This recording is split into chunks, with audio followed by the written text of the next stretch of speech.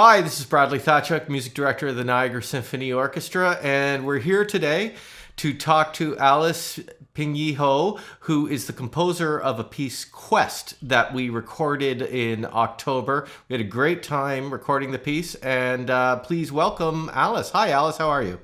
Hi. Thank you for interviewing me. My pleasure. Well, it's a pleasure. It's a pleasure meeting you, and I think because we haven't played any of your works for the Niagara audience before, so maybe before we talk about the work a little bit, how about you just tell us a little bit about yourself? Where are you from? Where do you live now? Things like that. Right. I'm a Hong Kong-born Chinese Canadian. I study in the state at Indiana University, Bloomington, and then I get my master at University of Toronto. And I made my home in Toronto for many years. And I have I love writing music for all kinds of genre. I have a large output in orchestra works, uh, operas, dance theater. And I love to work with musicians of all disciplines as well. It's my pleasure to work with the Niagara Symphony because I haven't heard them play before, but I heard about the symphony a lot. So I'm really excited about it. Well, you'll definitely love our concert hall. But for me, this is fascinating because I spent a good chunk of my career in Indiana as well, only on the northern end of the state in Fort Wayne, Indiana. But we never crossed paths there, and we never crossed paths in Toronto. So it's absolutely fantastic to run into you here now. Yeah, absolutely. Yes. It's a gathering place, Toronto. Yes. Yes. So the piece that we just performed is Quest. We had a great time preparing it. The orchestra absolutely loved doing it. I was wondering if you could tell us a little bit about the piece, where it was first played, and just the ideas you had in composing the piece. Right. Maybe I explain a bit about the title first. Quest signifies exploration and motivation. It was actually originally commissioned by the Canadian Music Centre through a grant, the Norman Burgess Memorial Fund, New Music for Young Musicians. So the objective actually is right for young string players. And now, of course, I like to inspire them, tackle various string techniques, how to play musically, expressively, and tackle the different rhythmic challenges. And the piece has two parts. The first part is slow and expressive. The second part is like a dance like chaconne or whatever. It's a variation and quite energetic. So I hope the piece actually, after the first performance actually by School UTS, okay, University School of UTS, University of Toronto School, sorry, pardon me. Yes, that's right. Their string ensemble premiered the piece, and then it actually is quite popular. It was being played a couple of times by the Toronto Sinfonia and Ottawa 13 Strings.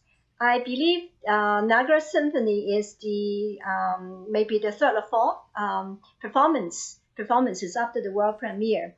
And I hope the audience will be engaged in this piece, and I hope this is a piece for string player of all ages as well.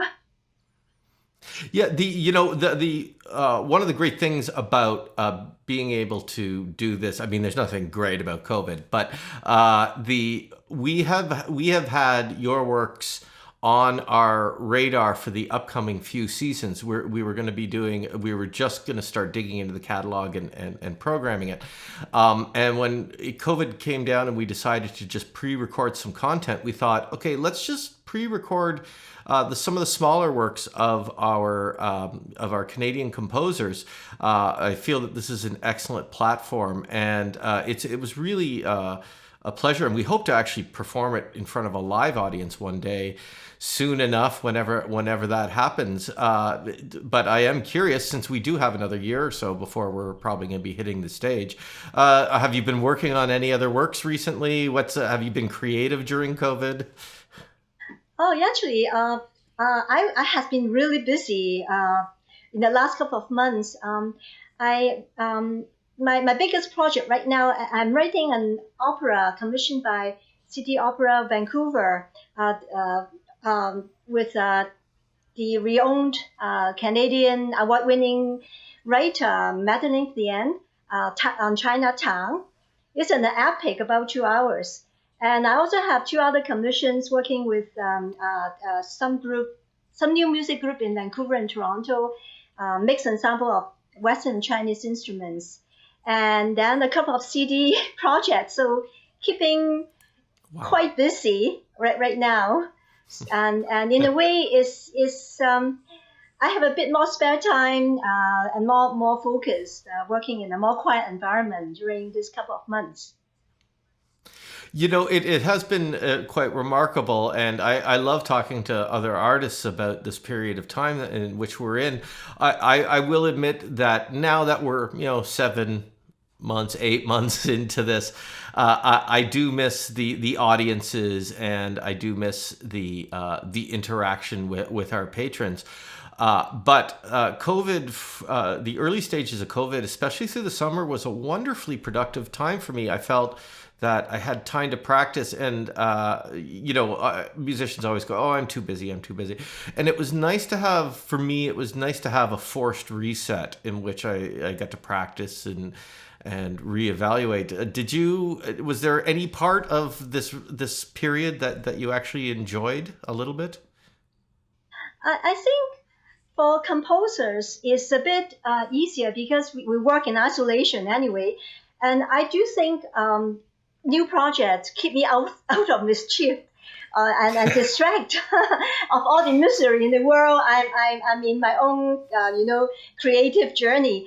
But I do miss, live audience, and I do miss working, like let's say talking to you and working with you, person to person, not through the computer. I really miss the human contact. I think, yeah, it's hard when the months go on. It seems to be a bit tiring, but we all try our best, and actually it become more creative too because I was invited to a couple of online presentation, and I'm learning new software, making video designs. So yeah, we just have to be creative during this period of time, and continue our journey and output as an artist by all means. Yes. So the I and once again I would just want to reiterate that how much the orchestra really enjoyed playing this work, and we're really looking forward to delving deeper into your catalog, and over the next few years exploring the works of Alice Ho, and also so you can come and meet the orchestra, because you're right, this is something that we're, especially when we have composers who are in the Toronto area, we love to have them come down and talk to the orchestra. We give our composers with us a lot of time to talk to the orchestra about their piece, and to talk to our audience. So we really feel that we're looking forward to that next step in our relationship. And I just want to thank you for being part of our first online offerings for this newly realized 2021 season that we have coming for our patrons. So thank you so much. Thank you so much, Brad. Yes, I'm looking forward to meeting you and the Niagara Symphony in the very near future. Thank you. Excellent. Well, thank you very much. Take care. Thank you.